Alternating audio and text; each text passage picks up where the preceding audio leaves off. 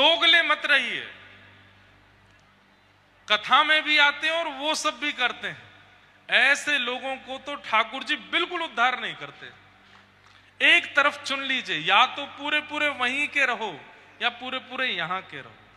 एक तरफ चुन लीजिए। ये दोनों तरफ पैर रख करके मत बैठिए कि जब अवसर मिला तो वहां भी चले गए, जब अवसर हुआ तो यहां भी आ गए, जब योग्यता बनी तो इधर के भी चस्के ले लिए और जब मन किया तो उधर जाकर के भी ऊधम मचा लिए। नहीं, ये दोगलापन ठाकुर जी को बिल्कुल प्रिय नहीं है। एक जगह के रहो और परिपूर्ण रहो। एक कथा आती है श्री पुरंदरदास जी की। महाराष्ट्र में एक भगवान के परम भक्त हुए श्री पुरंदरदास। पुणे के पास में एक पुरंदरपुर नाम की जगह पर रहते थे। ब्राह्मण कुल में जन्मे थे, लेकिन महाकंजूस। अच्छा, कंजूस किसको कहते हैं बताओ? कंजूस जानते हैं किसको कहते हैं? सामर्थ्यवान होते हुए भी जो कभी धन निकालता नहीं है। सामर्थ्य नहीं है फिर नहीं निकालता, वो कंजूस नहीं है। सामर्थ्य होते हुए भी नहीं निकालता, उसको कंजूस कहते हैं। तो पुरंदरदास एक सरस्वती बाई नाम की कन्या से उनका ब्याह हुआ। बहुत ध्यान से सुनना। ऐसा नहीं है कि ठाकुर जी भक्तों को ही मिलते हैं, कई बार महासंसारी को भी ठाकुर जी मिलते हैं। रहो एक तरफ, ये दोनों तरफ रहने वाले को ठाकुर जी कभी नहीं मिलते। सब लोग इधर देखो, ध्यान से सुनो। आप सबको आवाज आ रही है हमारी? ध्यान से सुनो। तो पुरंदरदास, एक बार की बात थी कि इनका ब्याह हुआ सरस्वती बाई। इतने कंजूस थे कि इनको ब्याह में एक ही जगह इनकी नजर टिकी हुई थी कि मेरी पत्नी ने कितने गहने पहने। और फेरे लेते लेते भी बोल रहे हैं, सुनो ध्यान से, कोई तुम्हारा पायल उतर ना जाए, कंगन उतर ना जाए।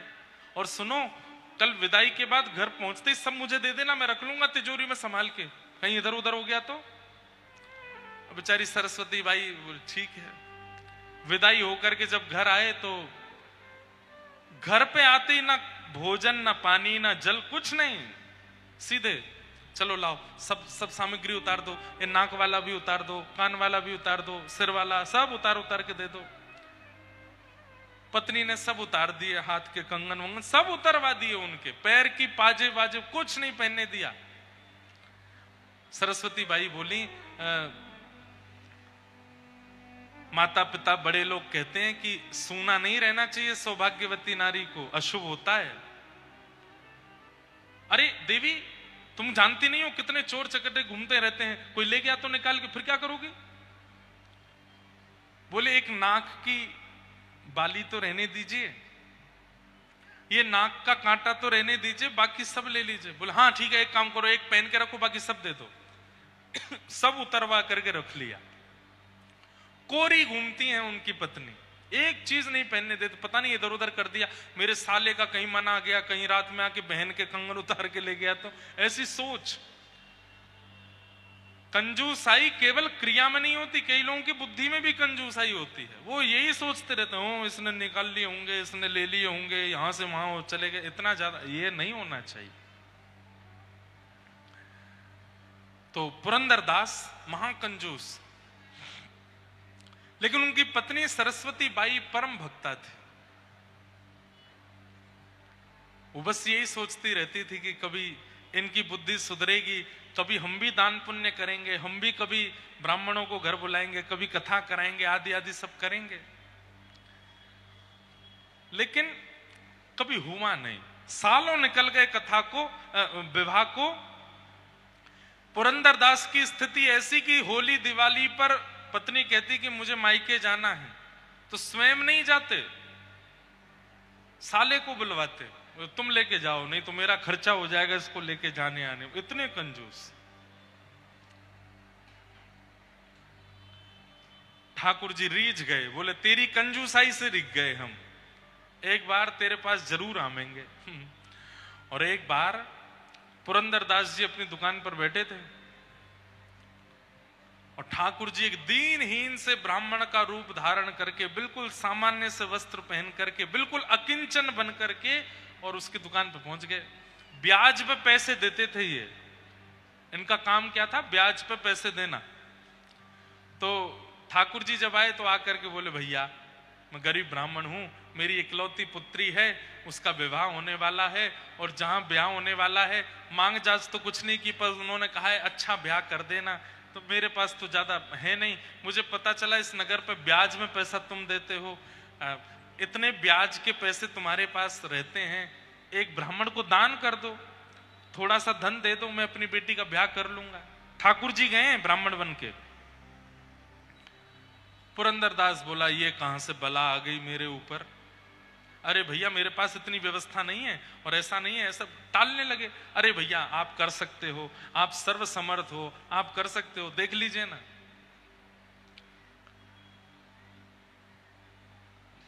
नहीं माने। अंत में पुरंदरदास जी बोले, भैया देखो ऐसे नहीं दूंगा मैं, तुम पीछे पड़ रहे हो, एक काम करो। बोले क्या? कोई एक वस्तु मेरे पास रख के चले जाओ और पैसे ले जाओ। बोले मैं कहां से कौन सी वस्तु रखूं, मुझ में कुछ है ही नहीं। बोले भैया यही एक तरीका है, और कोई तरीका नहीं है मेरे पास, कोई वस्तु मेरे पास रख दो, पैसे ले जाओ। तो भगवान तो भैया चतुर शिरोमणि है ठाकुर जी। तो ठाकुर जी बोले ठीक है मैं कुछ करता हूं व्यवस्था। पुरंदरदास के घर पहुंच गए ठाकुर जी, और पुरंदरदास के घर के पास जाके उसकी पत्नी के आगे इतना रोए, इतना रोए, आपके पतिदेव पूरी दुनिया को पैसा ब्याज पे देते हैं, एक ब्राह्मण को थोड़ा सा पैसा देने में उनकी इतनी हालत खराब हो रही है। अंत तो गत्वा मान गए हैं, लेकिन शर्त ऐसी रखी है कि मैं कर नहीं सकता। बोले क्या? बोले कह रहे हैं कुछ वस्तु मेरे पास रखूं, मैं क्या रखूं, मुझ पर कुछ है ही नहीं। पत्नी बोली मैं क्या बताऊं, मैं तो इतने वर्ष हो गए शादी के, आज तक बदले ही नहीं वो। तो भगवान भी ऐसे अद्भुत, देवी अब तुम ही मेरी रक्षा करो, मैं अपनी बेटी का ब्याह कैसे करूंगा, किस मुंह से घर जाऊंगा बिना पैसे लिए, मैं कैसे करूं, मैं कैसे उनको समझाऊं। ठाकुर जी बोले अब मेरे पे और कोई रास्ता नहीं है, अब एक ही रास्ता है। बोले क्या? सोई ठाकुर जी ने विष की एक शीशी निकाली और निकाल करके बोले मैं विष पी जाऊंगा, तुम्हारे द्वार पर ही प्राण त्याग दूंगा, अब तो यही एक उपचार है और कोई उपचार नहीं है। और जैसे ही विष निकाल करके, अब तो इतने में ही वो सरस्वती बाई, नहीं नहीं नहीं नहीं आप ये मत करो, ये मत करो, आप एक काम करिए। बोले क्या? ये मेरी नाक की एक कील है, ये रख लीजिए, इसको आप कहीं बेच दोगे तो 2-2.5 हजार रुपए आपको मिल जाएंगे, आप अपनी बेटी का ब्याह कर लेना। वो ब्राह्मण जो बन के भगवान गए थे, वो सोने की कील लेकर के बड़े खुश, अरे बिटिया मुझ पे कभी अवसर मिलेगा मैं वापस करने आऊंगा। बोले कोई बात नहीं, आप तो जब वापस करने आएंगे तब तक शायद मैं जीवित ना बचूं, क्योंकि रात को आते ही पतिदेव इसको ही देखते हैं, वो इतने कंजूस हैं, उसको भी रोज देखते हैं कि है कि नहीं, और रात में जब नहीं दिखेगी तो वो तो मेरे प्राण हरण कर ही लेंगे, आप ले जाइए अपनी पुत्री का ब्याह अच्छे से करना। लेकिन ठाकुर जी भी बड़े चतुर, वो कील लेके ही गए पुरंदरदास के पास। बोले एक वस्तु है, मैं गिरवी रखने को तैयार हूं। पुरंदरदास बोले दिखाओ। जैसे ही हाथ में वो कील रखी, ये तो मैंने देखी है कहीं।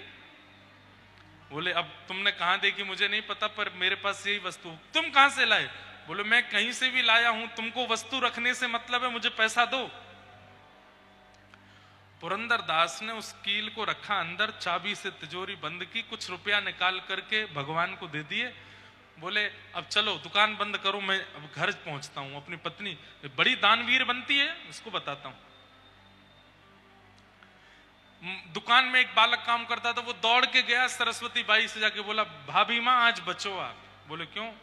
बोले आपने किसी को नाक की कील दी थी? बोले हाँ एक दीन हिंसा ब्राह्मण है, उसने जाके वो सेठ जी को दे दी है, और वहीं जाके गिरवी रखवाई। अब सेठ जी आ रहे हैं, पुरंदरदास आ रहे हैं।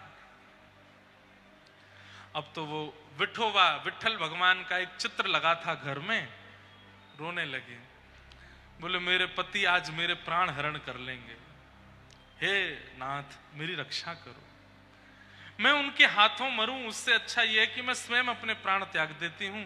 पर नाथ मैंने कुछ गलत नहीं किया, मैंने तो एक ब्राह्मण की सेवा की। और एक विष का पात्र लेकर के वो पत्नी खड़ी हो गई। बोले नाथ बस मैं अब इसको पान करके अपने प्राण त्याग दूंगी, क्योंकि उनकी खड़ी खोटी भाषा और वो जो व्यवहार करेंगे वो मैं सहन नहीं कर पाऊंगी। मैंने तो एक ब्राह्मण की बालिका के विवाह के लिए सत्कर्म किया, लेकिन सब गलत हो गया। इतने में ही पुरंदरदास आ गए, सरस्वती बाई, और जैसे सरस्वती बाई ने पीछे देखा, खन्न से एक आवाज हुई जो कि पुरंदरदास ने भी सुनी और सरस्वती बाई ने भी सुनी। वो आवाज कहां से हुई?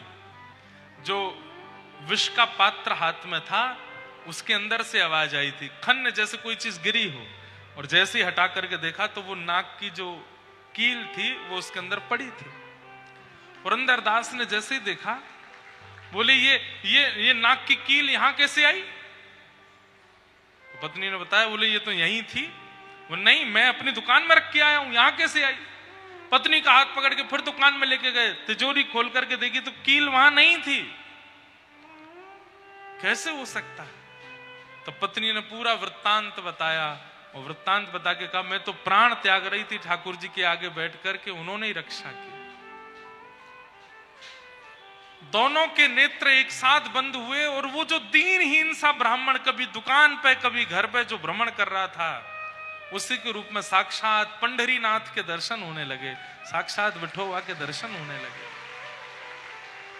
पुरंदरदास घुटनों पर बैठ गया, इतना रोया कि मैंने अपने ठाकुर जी को दुकान पे खड़ा रखा, वो याचना कर रहे थे कि धन दे दो और मैं उनसे मना करता रहा।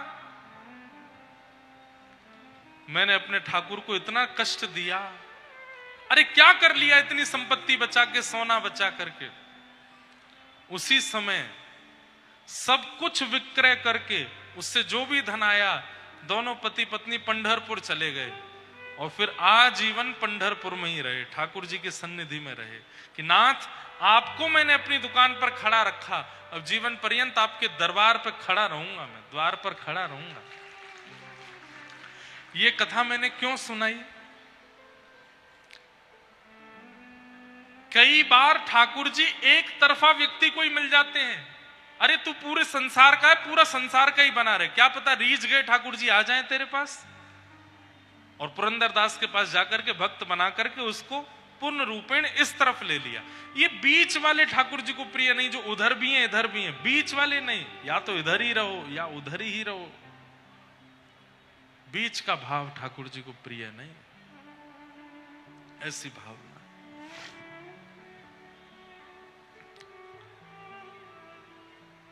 तो ऐसे सब भाव हैं मन के।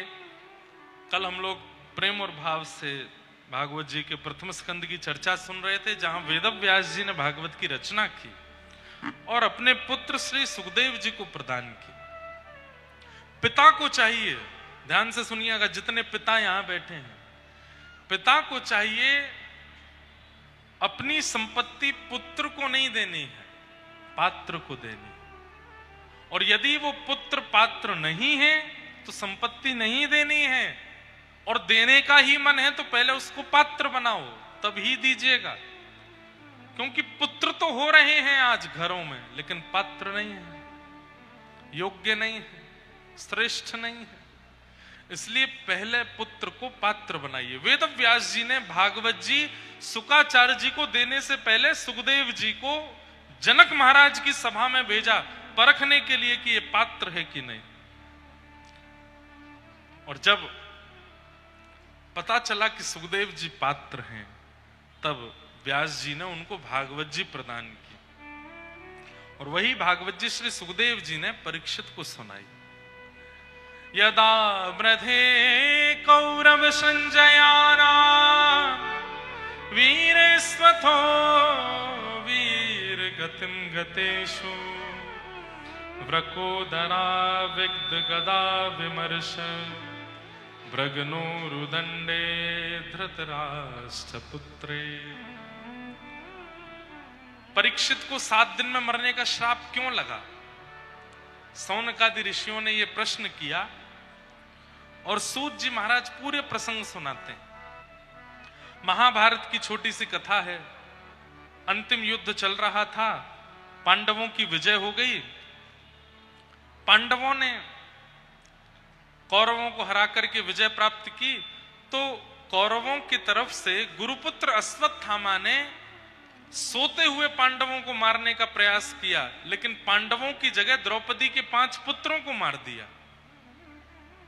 अगले दिन अर्जुन ने अश्वत्थामा को पकड़ करके द्रौपदी के सन्मुख किया। द्रौपदी ने उसको क्षमा दान दिया। भगवान बड़े प्रसन्न हो गए। बंधुओं, क्षमा बड़ेन को चाहिए, छोटेन को उत्पात। छोटे तो उत्पात ही करते हैं, बड़ों को चाहिए कि उनको क्षमा किया करें, पर बार बार नहीं, ज्यादा से ज्यादा 2 बार, और तीसरी बार भी वही अपराध करे तो फिर उसको थोड़ा बहुत जो है उसकी सिकाई करनी चाहिए, ऐसा नियम है। लेकिन क्षमा करना चाहिए, क्षमाशीलता। बंधुओं, क्षमा बलिदान है। हर कोई क्षमा नहीं कर पाता। देख लूंगा तुझे, तो देखूंगा मैं, तूने मेरे संग ऐसा किया, तू आइयो बेटा तेरे को बताऊंगा मैं। हम लोगों का स्वभाव व्यवहार ऐसा बन जाता है। बदला लेने की भावना बनी रहती है 24 घंटे। देख लूंगा करते करते प्राण चले जाते हैं। यमराज जी देख लेते हैं हमको फिर एक दिन। क्या करना है? ये संसार में प्रतिस्पर्धा करके, एक दूसरे से बैर करके, पैज करके, अरे कहां तक है, कथाओं में भी पैज होने लगा है। उन्होंने कथा कराई, इनसे 21 करा के दिखाऊंगा मैं। ऐसे ऐसे भी लोग होने लग गए हैं। गलत है। इसके लिए संसार में आए हम। इसको नीचे दबाना है, इससे ऊपर उठना है, इससे ये करना है, इससे बदला लेना है, इसने ऐसा किया इसके संग ऐसा करना है। नहीं, बहुत कम दिन है हमारे पास। भजन करो, साधन करो, कथा सुनो, अपना विचार, व्यवहार, बुद्धि सब इतना निर्मल कर लो कि ठाकुर जी प्राप्त हो जाएं। ये संसार की प्रतिस्पर्धा में पड़ने के लिए नहीं आए हैं हम लोग, भगवत प्राप्ति के लिए आए। क्यों आए हैं संसार में? कभी पूछा अपने आप से? इस दुनिया में आए क्यों हैं हम लोग? यहां दोबारा ना आने के लिए आए हैं। यहां दोबारा ना आना पड़े इसलिए आए हैं। पुनरपि जननम पुनरपि मरणम पुनरपि जननी जठरे शयनम। बार बार जन्म होता है हम लोगों का। कभी अपने कर्मों के अनुसार छिपकली बनते हैं, कॉकरोच बनते हैं, चींटी बनते हैं, और क्या बनते हैं, मछली बनते हैं, कछुआ बनते हैं, गधा बनते हैं, घोड़ा बनते हैं, खच्चर बनते हैं, और क्या बनते हैं, बिल्ली बनते हैं, कुत्ता बनते हैं। ये सारी योनियों में भटकते रहते हैं। हर मृत्यु के बाद ठाकुर जी से प्रार्थना, एक बार मानव बना दीजिए, मैं आपको डिसअपॉइंट नहीं करूंगा, एक बार बना के तो देखिए। नहीं नहीं नहीं, अभी तू जा छिपकली बन। फिर छिपकली बना देते हैं, फिर मरते हैं। फिर ठाकुर जी एक बार बना दीजिए ना, क्योंकि एकमात्र मानव देह है जहां से संसार से एग्जिट लिया जा सकता है। ये मानव देह ही है जहां से एग्जिट और हमेशा के लिए इन दोनों हो सकते हैं। लेकिन हम लोगों की स्थिति क्या है? हम एग्जिट कर ही नहीं पा रहे हैं और अंदर घुसते चले जा रहे हैं और अंदर, क्योंकि कर्मों का जो लेखा जोखा है वो भी मानव जन्म से ही होता है। बहुत ध्यान से सुनिएगा। मानव देह नृदेह माध्यम सुलभम सुदुर्लभम प्लवम सुकल्पम गुरु कर्णधारम मयानुकूलेन नभस्वतेरितम पुमान भवाब्धिम न तरेत स आत्मा। इस दुनिया में सबसे मुश्किल क्या है? भगवान श्री कृष्ण स्वयं उद्धव को बता रहे हैं। इस दुनिया में सबसे मुश्किल है मानव बनकर के आना। जो मैं और आप हम सब बन के बैठे, ये सबसे मुश्किल है। तो मानव बन के आए तो क्या करें? बोले एग्जिट ढूंढो, निकलना कैसे है इस संसार से। इससे पहले ना जाने कौन सी मैया के गर्भ में आए थे, उससे पहले और जाने कौन सी मैया के गर्भ में आए थे। चलो इस बार तो एक मानव माँ के गर्भ में थे, वो ध्यान भी रखती है, अच्छा खाती है, अच्छा पीती है, हमारा सब ध्यान रखती है। जानवरों के कोख में जब हम लोग रहते हैं वो तो विचार भी नहीं करते। कई जानवर तो ऐसे हैं वो जन्म लेते ही बालकों को ही खा जाते हैं। इस संसार में दोबारा नहीं आना, यही एक एग्जिट का तरीका है। ये मानव जन्म मिला है, मानव देह मिला है। भज गोविंदम, भज गोविंदम, गोविंदम भज मूढ़मते। आद्य गुरु शंकराचार्य भगवान कहते हैं भज गोविंदम, भज गोविंदम, गोविंदम भज मूढ़मते। कृष्ण नाम जपो, हरि नाम जपो, भगवान नाम जपो, निकल लो इस संसार से, दोबारा आना ना पड़े यहां पर। लेकिन यहां से निकलने की तो योजना हम बना नहीं रहे, यहां पे और फंस जाते हैं। क्या होता है, मृत्यु के बाद चित्रकेतु आते हैं, भगवान ब्रह्मा के पिए, पर्सनल असिस्टेंट चित्रकेतु। और चित्रकेतु आकर के हमारे पूरे जीवन का लेखा जोखा बताते हैं, इसके साथ बुरा किया, इसके साथ अच्छा किया, यहां पर इतना खाया, यहां पर इतना गवाया, ऐसा ऐसा किया, इसके साथ छल, इसके साथ कपट, इसके साथ इतना बुरे काम किए, मुक्ति तो नहीं मिलेगी तुमको। अब क्या मिलेगा? बोले फिर से जन्म लेना पड़ेगा। कहां जन्म होगा? बोले पूर्व के कर्मानुसार अब तुमको सर्प बनना पड़ेगा, जाओ सांप बनो।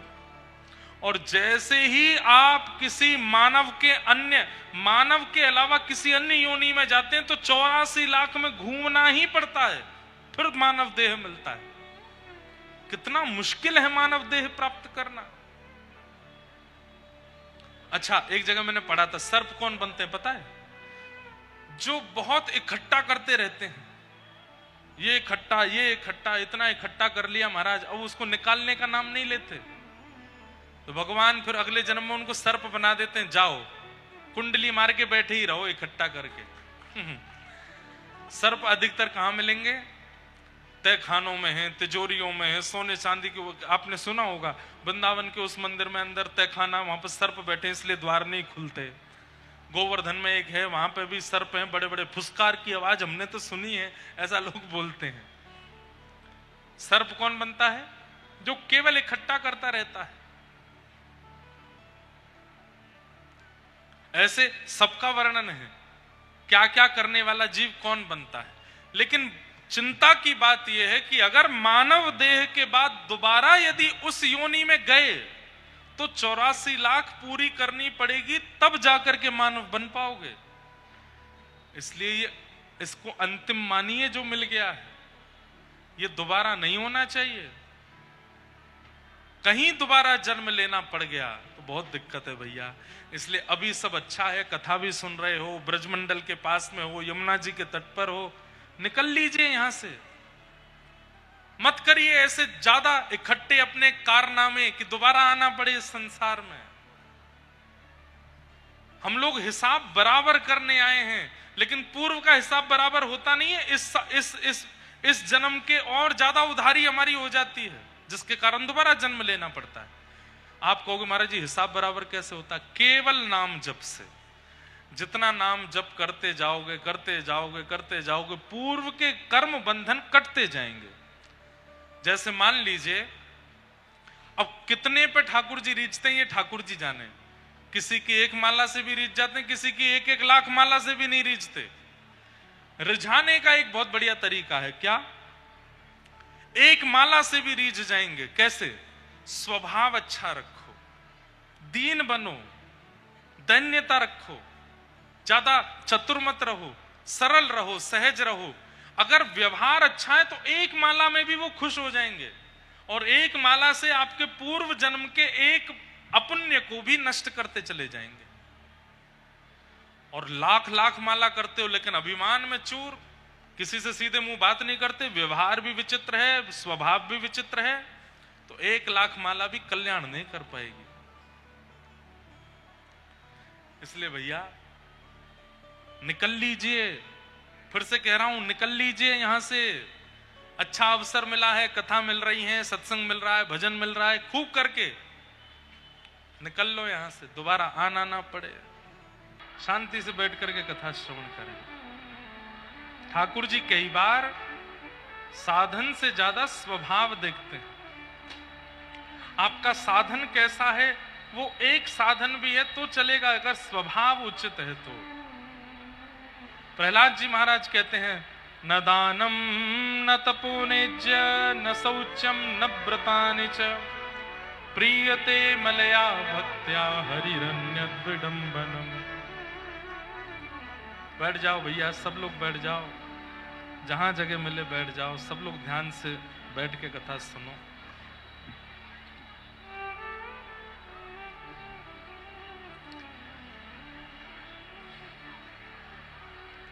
न दानम न तपोनेज्य न शौचम न व्रतानि च। न दान से, न तप से, न पवित्रता से, न यज्ञ से, इन सबसे भगवत प्रसन्नता प्राप्ति नहीं हो सकती। तो फिर कैसे होगी? बोले प्रीयते मलया भक्त्या। निर्मल मन वाली भक्ति जो करते हैं उनसे ज्यादा ठाकुर जी प्रभावित रहते हैं। स्वभाव के सुंदर हैं, विचारों के सुंदर हैं, व्यवहार के सुंदर हैं, ऐसे लोगों का किया गया एक भजन भी ठाकुर जी को प्रिय है। लेकिन विचार, व्यवहार, स्वभाव, बुद्धि सब में दूषित हृदय वाले हैं और ठाकुर जी के भजन में लगे हैं, ठाकुर जी को प्रिय नहीं। द्रौपदी ने क्षमादान किया, भगवान प्रसन्न हो गए। बालकों के हत्यारे को क्षमा कर रही है, इसलिए क्षमाशील व्यक्ति ठाकुर जी को प्रिय है।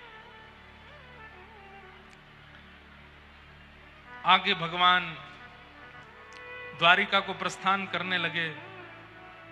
उत्तरा दौड़ी दौड़ी भगवान के चरणों में आई कि मेरे गर्भ शिशु को मारने के लिए ब्रह्मास्त्र छोड़ दिया है। तब भगवान ने उस गर्भस्थ बालक की रक्षा की। वही बालक परीक्षित के रूप में जन्मे। कुंती ने भगवान की स्तुति गाई, भीष्म पितामह ने भगवान की स्तुति गाई। और जैसे ही भगवान द्वारिका पहुंचे, कुछ दिन में खबर आई कि उत्तरा के गर्भ के बालक का जन्म हुआ। नाम हुआ परीक्षित। धीरे धीरे परीक्षित बड़े हुए। एक दिन खबर लेकर के अर्जुन आए कि भगवान श्री कृष्ण अपनी लीला पूरी करके प्रस्थान कर गए। श्री कृष्ण लीला का विराम जैसे ही सुना पांडवों ने, उसी समय अपने राज्य गद्दी पर परीक्षित को बिठा करके पांडव वहां से प्रस्थान कर गए। कहां? स्वर्गारोहण को। परीक्षित को राजा बना दिया। धीरे धीरे परीक्षित बड़े हुए। एक दिन परीक्षित को कलयुग मिला। कलयुग कैसा था? भयंकर विकराल रूप में था और अपने हाथ में खड्ग लिए, फरसा लिए, वृषभ के 3 पैर काट चुका था, चौथा पैर काट रहा था। जैसे ही परीक्षित जी महाराज ने जाकर के रोकने का प्रयास किया तो कलयुग वहां से भाग गया। परीक्षित जी ने पूछा कि हे वृषभ, आप कौन हो? बहुत ध्यान से सुनना। वृषभ यानी बैल। वृषभ से पूछा आप कौन हो? तो उसने कहा मैं धर्म हूं। बोले आप धर्म? बोले हां। धर्म के 4 चरण होते हैं, सत्य, दान, दया और पवित्रता। ये चतुर लक्षण जिनमें हैं वही व्यक्ति प्राथमिक धार्मिक माना जाता है। प्रथम धार्मिक। धार्मिकों की भी बड़ी बड़ी श्रृंखलाएं हैं, लेकिन पहली सीढ़ी धार्मिक व्यक्ति की इन 4 लक्षणों से पता चलती है।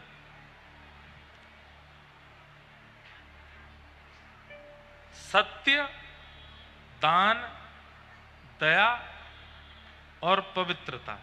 जी हाँ, मैं कर रहा हूं। जी जी। सत्य, दान, दया और पवित्रता, ये 4 लक्षण जिस व्यक्ति के अंदर हैं वो धार्मिक माना जाता है। सत्य बोलता है, दानशील है, दान पुण्य करता है, दयाशील है, सब पर दया करता है, और चौथा पवित्रता, देह से और मन से, दोनों से पवित्र है, वही धार्मिक है। ये पहली श्रेणी है। लेकिन विडंबना ऐसी कि वृषभ के 3 पैर काटे जा चुके थे, एक पैर पर खड़ा है। इसका मतलब कलयुग में धर्म का एक ही पैर एक्टिव है। 3 पैर काट दिए हैं कलयुग ने। कौन कौन से? दया, दान और पवित्रता। केवल एक ही पैर है, सत्य। और धीरे धीरे वो भी कट रहा है, धीरे धीरे वो भी नष्ट हो रहा है।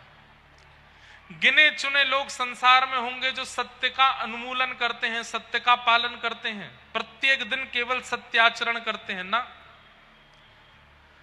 दया तो हम में है ही नहीं, दान तो हम करते ही नहीं है, पवित्रता नाम की कोई चीज नहीं। आप कहोगे महाराज जी खूब तो करते हैं, फिर क्यों कह रहे हो? दया नहीं है। दया का भी आडंबर जैसा है। अगर किसी पे दया कर रहे हैं तो एक फोटोग्राफर चाहिए पास में, खींच लो, दया कर रहे हैं हम। ऐसे तो हम दयावान हैं। दान कर रहे हैं तो अगले दिन अखबार में निकलवा रहे हैं, हमने इतना दान किया, इतना दान किया, इतना पुण्य किया, इतना ऐसा किया, इतना ऐसा किया। ये दान नहीं है, ये तो शोबाजी है, दिखावा है। और पवित्रता, सुबह स्नान, दोपहर में स्नान, रात्रि में स्नान, 3 बार त्रिकाल, शरीर पवित्र बना रहे हैं, लेकिन मन में इतनी मलिनता, इतनी मलिनता। दुर्भाग्य है, कुछ दिनों पहले अपने मित्र को एक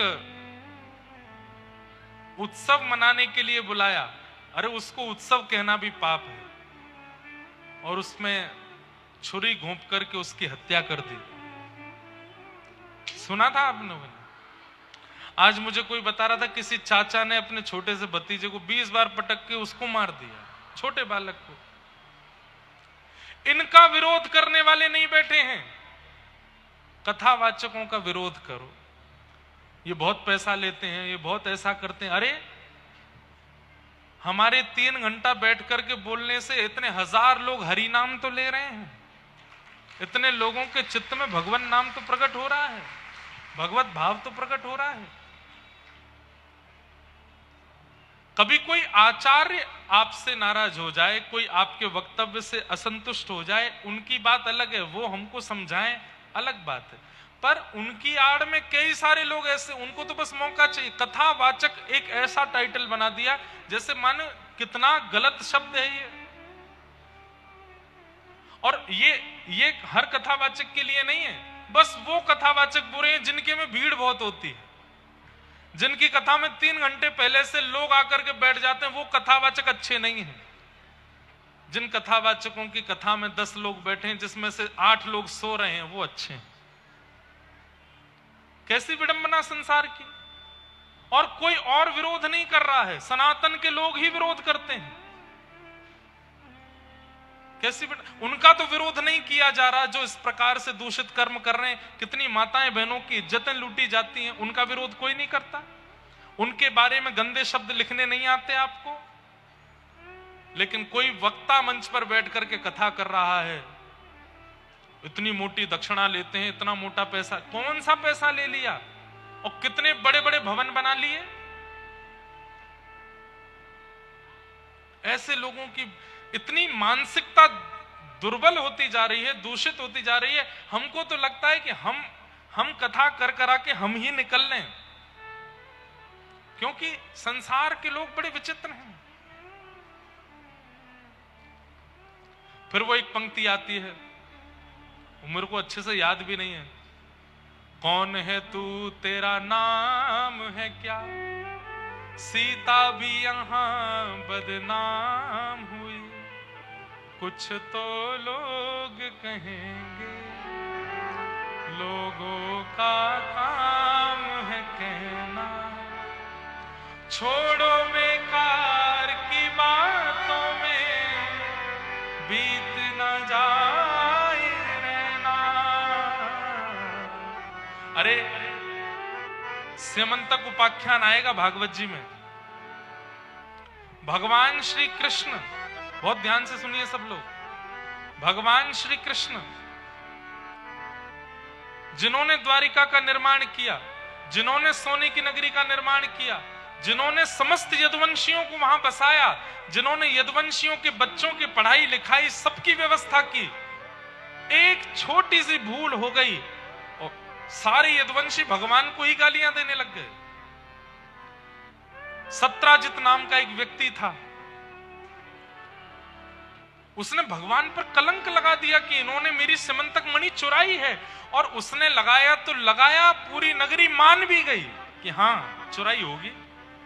भगवान हंस रहे थे अपनी सभा में। उद्धव बोला भगवान बड़ी बदनामी हो रही है द्वारिका में। ठाकुर जी बोले उद्धव सोच तो सही, बदनाम करने वाले कौन हैं? जिनको मैंने बुलाया, मैंने बसाया, मैंने नगरी बना के दी। और बदनामी कर किसकी रहे? जिसने सब कुछ किया उसी की। और गलती केवल इतनी थी कि भगवान ने सत्राजित से कहा कि तुम्हारे पास जो मणि है ये 5000 किलो सोना रोज देती है, इसको हमको दे दो। इतने सोने का अकेले तुम क्या करोगे?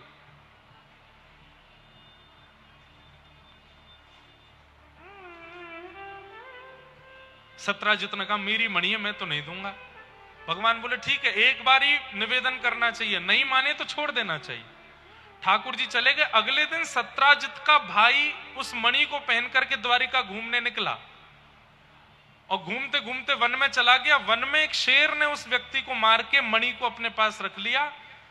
मणि को, शेर को एक भालू ने मार दिया, मणि भालू लेके चला गया। और कलंक किस पे लगा? भगवान पे। सत्राजित से जब पूछा तुम्हारा भाई नहीं मिल रहा, 10 दिन हो गए, बोले मुझे तो शक हो रहा है भगवान कृष्ण पे। मणि मांगने आए थे, मैंने देने से मना कर दिया, अगले दिन से ही मणि गायब है, मेरा भाई भी गायब है, इन्होंने ही चुराई है। और पूरी द्वारिका की नगरी स्वीकार भी कर लेते कि हाँ चुराई हो गई। ऐसी स्थिति। तो ये संसार है भैया। हम तो खुद को समझाते हैं। हम कहीं कथा करने जाते हैं, कोई विषय न भी हो तो बना दिया जाता है। मन में लगता है कि इन सब के लिए थोड़ी कथा कर रहे हैं, हम तो केवल सुनने वालों के चित्त में थोड़ा प्रेम बढ़े ठाकुर जी के लिए, उसके लिए कर रहे हैं। लेकिन कोई बात नहीं, ये संसार है, संसार में तो ये होता रहता है।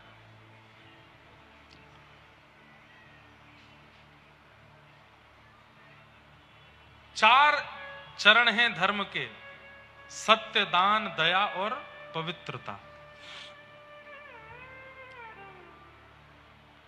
इस संसार में कलयुग में केवल सत्य के चरण पर खड़ा है धर्म। दान, दया और पवित्रता खत्म हो चुकी है। कलयुग को बुलाकर के परीक्षित जी ने कहा मेरा राज्य छोड़ करके चले जाओ। कलयुग बोला महाराज सतयुग के बाद त्रेता, त्रेता के बाद द्वापर, द्वापर के बाद मेरी बारी है कलयुग, ऐसे कैसे चला जाऊं? बोले आप मुझे कुछ स्थान दे दीजिए। बोले ठीक है।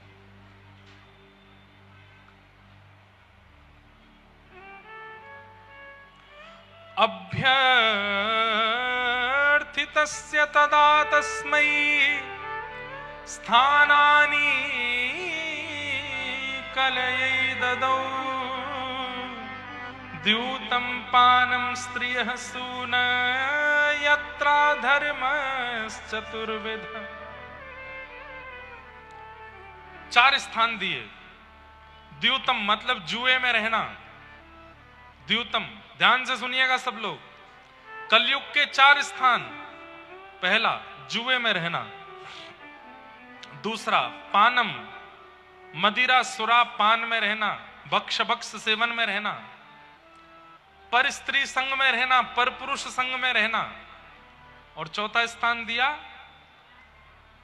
द्यूतम पानम स्त्रियः सूना। चौथा स्थान दिया हिंसा में रहना, लड़ाई झगड़े, मार काट, कलेश, उपद्रव, इनमें रहना। और पुनश्च याचमानाय जात रूप मदात प्रभु। कलयुग ने कहा एक स्थान और दे दीजिए, चार थोड़े कम है, राउंड फिगर कर दो, 5 दे दो। तो पांचवा स्थान क्या दिया? बिना मेहनत के कमाए गए धन में रहना। ये 5 स्थान कलयुग के हैं। सबसे पहला स्थान क्या है? जुआ, जहां पर हम सट्टा लगाते हैं, रुपए को गिरवी रखते हैं, ये काम होगा तो ये इतना इतना, ऐसा। वो सट्टा जो खेलने वाले वो जानते होंगे कैसे नहीं खेलना है। लक्ष्मी को कभी दांव पर नहीं लगाना है, नहीं तो नारायण नाराज हो जाएंगे। धन लक्ष्मी है और उनको दाव पर लगाने वाला व्यक्ति महापापी है। इसलिए जुआ नहीं खेलना।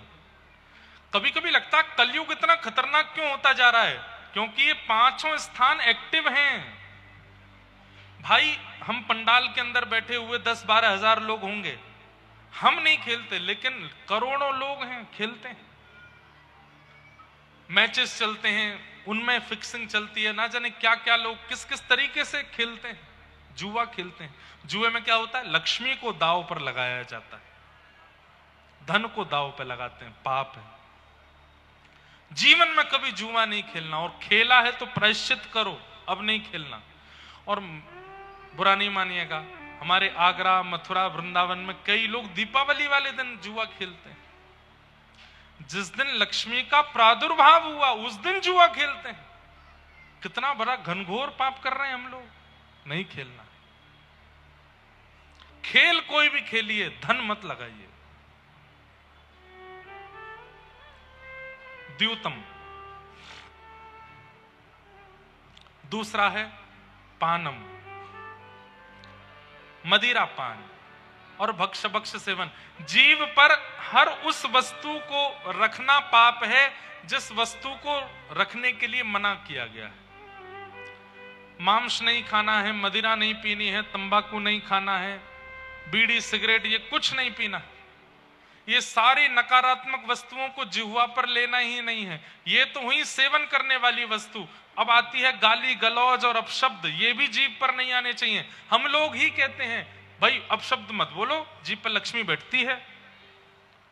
पता है कि जीभ आसन है लक्ष्मी का, उस आसन को बिगाड़ क्यों रहे हो? मत बिगाड़िए। दूध पीजिए, ठंडाई पीजिए, शरबत पीजिए, अच्छी अच्छी सामग्रियां घर पे बना के पीजिए। थोड़ी बहुत सोडा की अच्छी चीजें हैं वो भी पी सकते हैं। बाकी कुछ भी अपनी जीभ पर और अपने अंदर ऐसी वस्तु जाने ही मत दीजिए जो अच्छी नहीं है। वो भी उसमें भी कलयुग का निवास है। द्यूतम पानम। और तीसरा आता है पर स्त्री और पर पुरुष का संग। पत्नीव्रती रहिए और पतिव्रता रहिए। विवाह होने के बाद पति के अलावा सबको झुक के ही देखिए। और ऐसे ही भाई लोग भी विवाह के बाद पत्नी के अलावा सबके प्रति मान सम्मान से ही देखिए। दृष्टि मत बिगाड़िए अपनी, इतनी कोशित दृष्टि मत रखिए, उसमें पाप है, कलयुग का निवास है। द्यूतम पानम स्त्रिय। और चौथा स्थान है हिंसा, सूना। हिंसा में कलयुग का निवास है। कई लोग कलेश करने के बड़े व्यसनी होते हैं, उनके अंदर एडिक्शन है कलेश करने का। लड़ाई झगड़ा करो, हमसे लड़ो, हमसे बात करो, अरे इसको मारो, इसको पीटो। अब यहाँ कथा हो रही है, यहाँ 10,000 की भीड़ लगी है। अभी पता चल जाए आगे चौराहे पे 2 लोगों में लड़ाई हो गई तो 500 लोग तो भाग जाएंगे देखने के लिए। मार दो, उठा के फेंक दो। हड्डी टूटी कि नहीं टूटी? हम भाई यार गिरा तो था, टूटी तो होगी। कई लोगों को कलेश देखना अच्छा लगता है। कई लोगों के घर मोहल्लों में जो रहते हैं, मोहल्ले में किसी घर में लड़ाई हो जाए तो सब छत पे खड़े हो जाते हैं देखने के लिए। कोई रोकने नहीं जाता, कोई समझाने नहीं जाता। मार काट में मजा आता है। एक बात कहें, ये कलेश देखने में रुचि जिनको होती है, इनमें भी कलयुग का निवास है। इसकी उससे बढ़ा दो, फिर कलेश होगा, आनंद आएगा। ऐसे भी लोग होते हैं। हाँ, तुम्हारे बारे में ऐसे कह रहा था वहां पे, तुम्हारे बारे में यूं बात चल रही थी वहां पे। अब फिर अच्छा तेने हमारे बारे में ऐसे कही, और किसने कही तुझसे? उसने बताई। अब मैंने कब कही? मैंने ऐसे थोड़ी कही थी, मैंने तो ये कहा। कलेश हो गए, लड़ाई झगड़ा। इन सब में कलयुग का निवास है। द्यूतम पानम स्त्रियः सूना। सूना का मतलब कलेश। अब कलेश का एक स्वरूप और होता है, जैसे कोई बात अनुचित हुई, हम जानते हैं कि सीधे सीधे भी निकला जा सकता है, कलेश की आवश्यकता नहीं, लेकिन फिर भी कलेश कर रहे हैं। सीधे सीधे भी निकला जा सकता है। बहू ने दाल बनाई, सास ने दाल खाई, चिल्लाने लगी। बहू ने पूछा क्या हो गया माँ जी? नमक बहुत कम है इसमें। अच्छा डाल देती हूं। अगले दिन फिर चिल्लाने लगी, बोले आज क्या बात हो गई? दाल अच्छी नहीं, बहुत अच्छी बनी है, लेकिन कल अच्छी क्यों नहीं बनाई थी? इस बात से आज गुस्सा फिर आ रहा है, कल की बात पे आज फिर से गुस्सा आ रहा है। तो ये इस प्रकार का व्यवहार स्वभाव ये कलयुगी व्यक्ति का लक्षण है। और पांचवा अंतिम स्थान, बिना मेहनत के कमाया गया धन, बिना परिश्रम के कमाया गया धन घर बैठे मिल जाए, इसमें जो राजी रहते हैं, इसमें कलयुग का निवास है। बुरा नहीं मानिएगा, कई लोग ऐसा करते हैं ना कि भाड़े पे उठा दिया, ठेके पे उठा दिया, इतना आ रहा है। ये ऐसे बिना मेहनत के कमाए गए धन को दान पुण्य में ही लगाइए। घर के प्रयोग में लगाएंगे तो बुद्धि विकसित नहीं हो पाएगी, विकृत हो जाएगी। बिना मेहनत के कमाया गया धन नहीं, खून पसीना एक करिए, परिश्रम करके धन कमाइए, तभी आपकी बुद्धि और परिवार की मति बनी रहेगी। ये 5 स्थान दिए, याद रहेंगे। कम से कम कथा में बैठे लोगों को अब इन 5 कामों को तो नहीं करना है। और यदि यहां से अच्छा एक बात आपको बताएं, अगर किसी व्यक्ति को पता नहीं था कि जो कर रहा था वो पाप था, तो उसको 20% पाप लगता है। पता ही नहीं था फिर भी कर रहा था। लेकिन पता लगने के बाद भी यदि करता है तो 100% नहीं, पर 100 मल्टीप्लाई इंटू 1000 हो जाता है। ले बेटा, दुगुना तुगुना चौगुना 1000 गुना होकर के लगता है। इसलिए सुनने के बाद तो पाप बिल्कुल मत कीजिएगा। हम भी चतुर हैं, बिना बताए अल्टीमेटम दिया, आपको 5 बातें सुना दी, अब नहीं कर सकते। इन 5 कामों को मत कीजिएगा। कभी जुआ नहीं खेलना है, कभी मदिरापान भक्ष सेवन नहीं करना है, गंदे शब्दों का प्रयोग नहीं करना है, परिस्त्री पर पुरुष का संग नहीं करना है, कलेश नहीं करने हैं। किसी बात से कोई दूसरा कलेश कर रहा है तो आप झुक जाओ, तुरंत झुक जाओ। भले ही पत्नी कर रही है तो भी झुक जाओ, भले ही बच्चे कर रहे हैं तो भी झुक जाओ। अरे तू भैया, तू जैसा कहे वैसा है, नहीं करना। हमें बढ़ानी ही नहीं है, बात को यहीं खत्म करो। वो घर सबसे सुखी जहां रात्रि होने से पहले सारी समस्याएं हल हो जाती है। रात्रि में समस्या रहती है, दिन तक रहती है, उसी घर में नकारात्मक ऊर्जाएं प्रवेश करने लगती है। सोने से पहले सारी समस्याएं खत्म करो। पिताजी जिस बात से नाराज है मना के आओ, पत्नी जिस बात से दुखी है ठीक करो, पति जिस बात से उसको ठीक करो, बच्चे किसी बात से परेशान है, सब सारे सॉल्यूशन। रात में कोई चिंता नहीं रहनी चाहिए, सोने से पहले सब खत्म करो, फिर सो। चलो चलो सो जाओ, कल बात करेंगे ना, क्योंकि रात्रि का जो समय है ना, वो स्वप्न का होता है, चिंतन का होता है। और उसमें यदि कोई विवाद चित्त में रह जाता है तो व्यक्ति का मन मलिन होता है। इसलिए रात्रि सोने से पहले विवादों को शांत करो। इस प्रकार इन 5 स्थानों को कलयुग को प्रदान किया परीक्षित जी महाराज ने। परीक्षित जी महाराज स्वयं आखेट को वन में गए, वहां शमीक ऋषि के आश्रम में जल की इच्छा रखी। शमीक ऋषि ने कोई प्रत्युत्तर नहीं दिया तो एक मरा हुआ सर्प उनके गले में डाल दिया। अपमान का बोध भी ज्यादातर उसी को होता है जिसको सम्मान की बहुत इच्छा होती है। कई लोग कहते हैं ना मेरा अपमान कर दिया, समझ लेना वो सम्मान का बहुत भूखा था इसीलिए अपमान हुआ है। और जिसको सम्मान की बिल्कुल इच्छा नहीं होती, उसका अपमान हो भी जाए तो उसको पता नहीं चलता है। इसलिए बहुत सम्मान की इच्छा मत रखा कीजिए। हमारे वृंदावन शतक का एक श्लोक है, ध्यान से सुनिए। भ्रातः तिष्ठ तले तले विटपिनां ग्रामेषु भिक्षामटः स्वच्छन्दं पिबयामुनं जलमलं चीराणि कन्थां कुरु सम्मानं कलयाति घोरगरलं नीचपुमानं सुधा। श्री राधा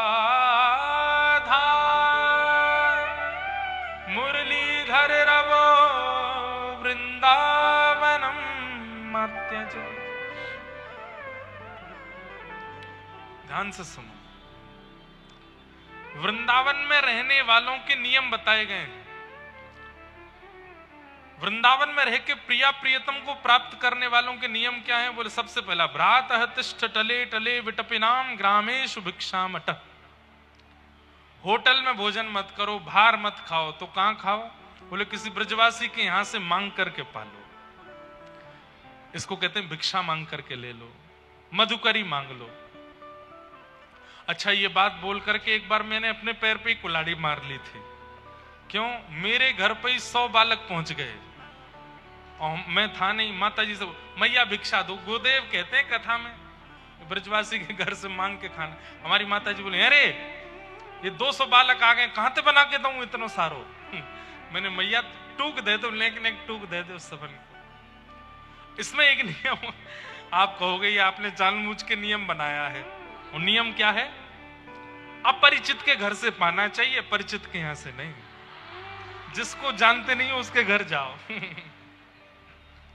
देखो, भिक्षा मांगने का स्वरूप क्यों है? वृंदावन में भिक्षा क्यों होती है? भाई, किसी के सामने मांगने के लिए जाओगे तो आप अपने ईगो को नष्ट करोगे। अगर परिचित के आगे हाथ फैलाना है तो कोई बड़ी बात थोड़ी है। परिचित के आगे तो कोई भी हाथ फैला लेता है। अपरिचित के यहां जाओ, डोरबेल बजाओ, ब्रजवासी कोई द्वार खोले, कहो भैया कुछ प्रसादी दे दीजिए, हम आगरा से आए हैं। और वो ब्रजवासी जब आपको मधुकरी दे घर की, उससे याचना मत कर। बोले जो हो, कुछ नहीं है, एक तिनका ही दे दो, कुछ भी दे दो, उसको पाइए। भ्रातः तिष्ठ टले टले विटपिनाम ग्रामेषु। अच्छा, आपको लगा कि इनके घर से तो बहुत थोड़ा मिला, तो एक और घर में जाओ, एक और घर में जाओ, 10-5 घरों से मांग लो, उन सबको मिला के पालो। अरे भैया, जिन ब्रजवासीन के घर में ठाकुर घुस के बिना बुलाए चोरी करके खा जाए, वह घर से मांग के खा लेने तो कौन सी बड़ी बात है? इसलिए भिक्षा। वृंदावन शतक में कहते हैं, भ्रातः तिष्ठ टले टले विटपिनाम ग्रामेषु भिक्षामट।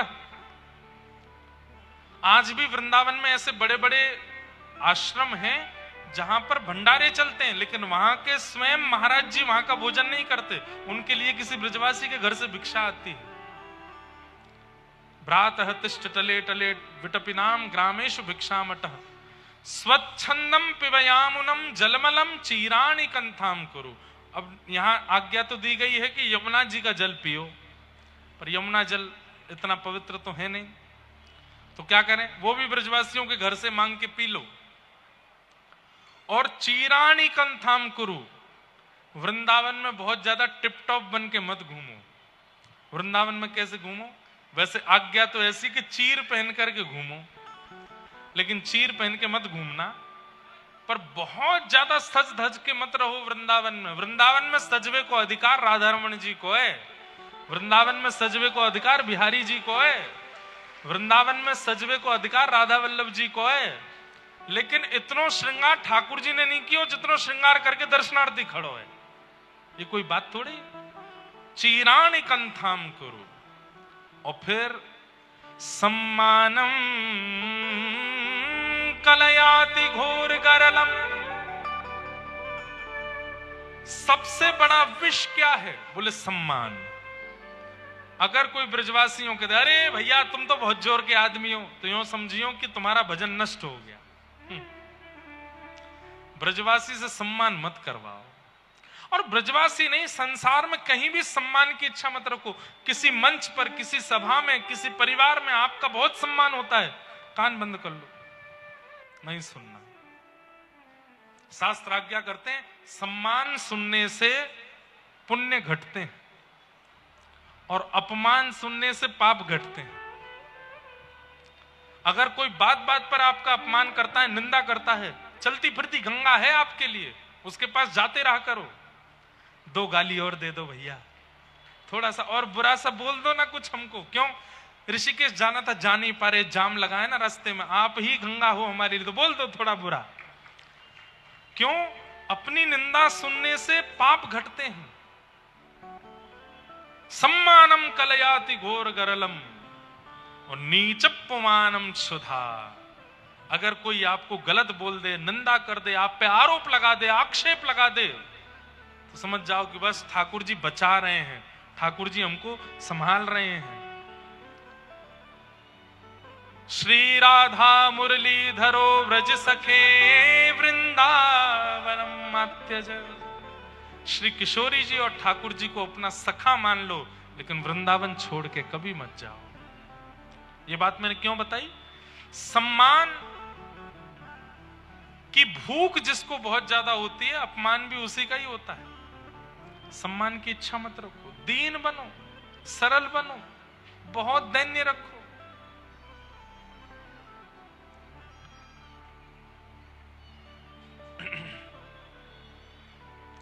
इस प्रकार राजा परीक्षित गए थे, जल मांगा, लेकिन शमीक ऋषि ने कोई प्रत्युत्तर नहीं दिया, तो गले में मरा हुआ सर्प डाल दिया। शमीक ऋषि तो ध्यान में बैठे थे, उनके कुछ शिष्यों ने देख करके उनके पुत्र श्रृंगी को बता दिया। श्रृंगी को जैसे पता चला मेरे पिता के गले में मरा हुआ सर्प डाल दिया, वो समाधि में बैठे थे, जल नहीं दे पाए, तो मेरे पिता के गले में मरा हुआ सर्प डाल दिया, मैं श्राप देता हूं। राजा परीक्षित को आज के ठीक 7वें दिन तक्षक सर्प डसेगा और उसकी मृत्यु हो जाएगी। शमीक ऋषि को जब यह बात पता चली तो उन्होंने किसी से कहा कि जाकर के राजा परीक्षित को इस बात का खबर करा दो कि उनके जीवन के केवल 7 दिन बचे हैं। राजा परीक्षित के पास जाकर के शमीक ऋषि के शिष्य गौरमुख ने जाकर के बताया कि आपके जीवन के केवल 7 दिन बचे हैं। राजा परीक्षित ने अपने पुत्र जन्मेजय को राज्य गद्दी पर बिठाया और स्वयं गंगा जी के तट पर चले गए। गंगा जी के तट पर अनेक संतों से पूछा कि जल्दी मरने वाली की मुक्ति का उपाय क्या है, पर कोई नहीं बता पाया। तब वहां श्री सुखदेव जी का आगमन हुआ। सब लोग इधर देखो, ध्यान से सुनो, हाथ जोड़ करके प्रणाम करो। श्री सुखदेव जी महाराज, हाँ हाँ। तत्रा भवद भगवान व्यासपुत्रो यदिच्छया गामटमानो नपेक्ष अलक्षलिंगो निजलाभतुष्टो वृतस्य बालैरवधूत भेष। बोलो श्री सुखदेव जी महाराज की। सुखदेव जी सभा में आए और परीक्षित के सन्मुख बैठ गए। परीक्षित ने चरणों में प्रणाम करते हुए कहा, भगवान जल्दी मरने वाली की मुक्ति का उपाय क्या है, कृपा करके मुझे बताओ। जैसे ही ये प्रश्न किया, जल्दी मरने वाली की मुक्ति का उपाय क्या है,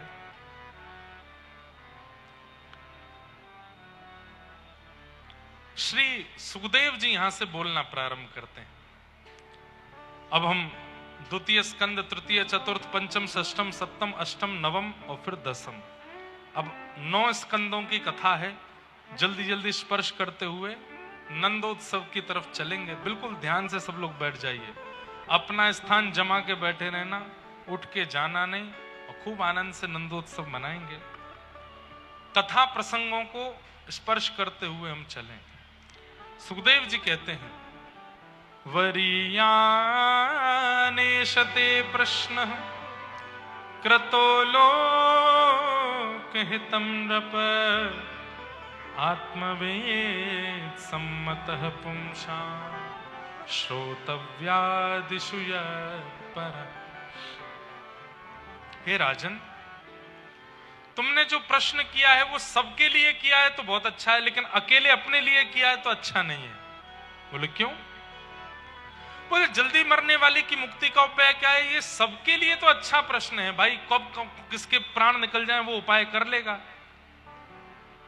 लेकिन तुम कौन हो? तुम परीक्षित हो। तुमने जन्म बाद में लिया, तुम्हारी मां के गर्भ में प्रवेश करके भगवान ने तुम्हारी रक्षा पहले की है।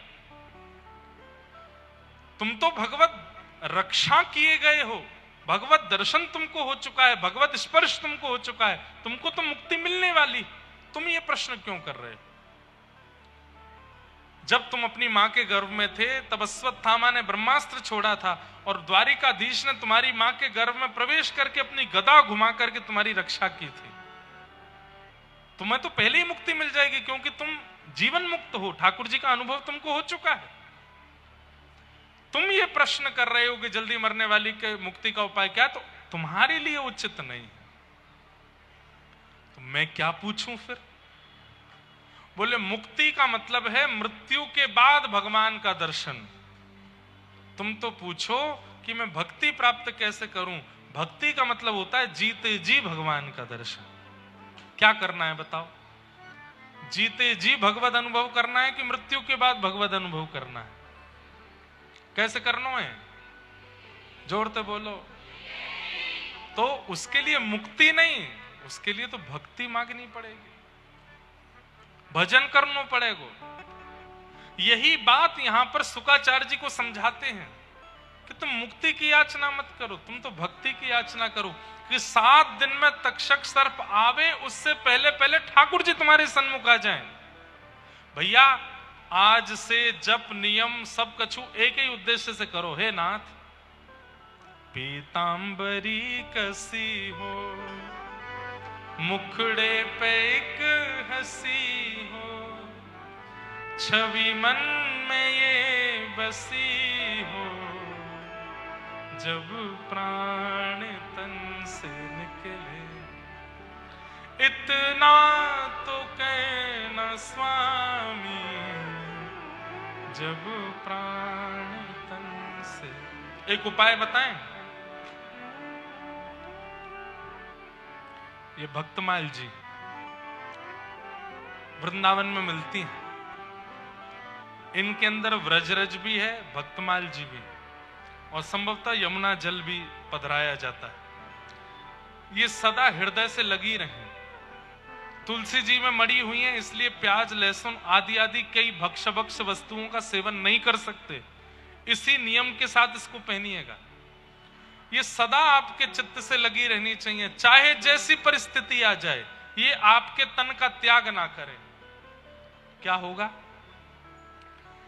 तो भक्तमाल जी में कथा आती है कि भक्तमाल में जितने भक्त हैं सब प्रकट हो जाएंगे अंतिम श्वास आने से पूर्व। ठाकुर जी भले ही नहीं आ पाए, भक्त आ जाएंगे। कौन कौन से भक्त आएंगे? मीराबाई आ जाएंगे, सूरदास आ जाएंगे, स्वामी श्री हरदास जी आ जाएंगे, हितवंश महाप्रभु आ जाएंगे, ये सारे भक्तजन आ जाएंगे। और भैया हरि नहीं आ पाए, हरिजन ही आ गए, तो हरिजन लेकर के जाएंगे कहां? हरि के पास ही लेकर के जाएंगे। इसलिए हमारे ब्रज के रसिकों ने कितनी सहजता बता दी। बोले क्या करो? बोले या तो भक्तमाल जी को गले में विराजमान कर लो, नित्य भक्तमाल सुनना शुरू कर दो, नहीं तो भक्तमाल जी को कंठ में धारण कर लो। अंतिम श्वास में हरि ना भी आए तो हरिजन आ जाएंगे। कई बार पुलिस बैरिकेड लगा के रखती है, आगे सबको जाने की अनुमति नहीं होती, लेकिन हमारा कोई सगा संबंधी अगर आगे गया हुआ है, हम उसको फोन करते हैं, भैया ये पुलिस वाले आने नहीं दे रहे, आ जाओ। तो वो आकर, भैया मैं अंदर का हूं, इनको भी अंदर आने दो। तो अंदर वाले की सुन करके वो हटा देता, अच्छा चलो तुम भी आ जाओ। तो ऐसे ही जो ठाकुर जी के चरणों में पहुंच चुके हैं, उन सब भक्तन की माला को गले में पहन लो, ताकि अंतिम श्वास आवे तो यमराज बैरिकेड तो लगाएगा, लेकिन वे भक्तजन आके कहेंगे नहीं ये हमारा है, या को भीतर भेजो, सोई हरि चरणार बिंद मिल जाएंगे। लेकिन इसका मतलब ये नहीं है कि छूट मिल गई इसको पहनने के बाद, अब तो चाहे जो करो, तान दुपट्टा हरिजन आवेंगे बच्चा पे। नहीं, आचरण की शुद्धि और खान पान की शुद्धि ये तो करनी पड़ेगी। और भली एक माला करो, भगवान नाम की करो, रोज करो। भैया हम तो इसीलिए कथा सुनाने आए हैं कि हमको ये नहीं चाहिए इतनी भीड़ हो, इतना ये हो, इतने बड़े बड़े पंडाल बने, लाखों रुपया खर्च हो ना। इतनी देर में जो लोग यहाँ आए हैं वो जीवन का उद्देश्य समझ जाएं कि हम इसलिए संसार में आए, हमें भगवत चरणारविंद प्राप्त करने, हमारी कथा से बस ये समझ में आ जाए, हम इसलिए कथा सुनाते हैं।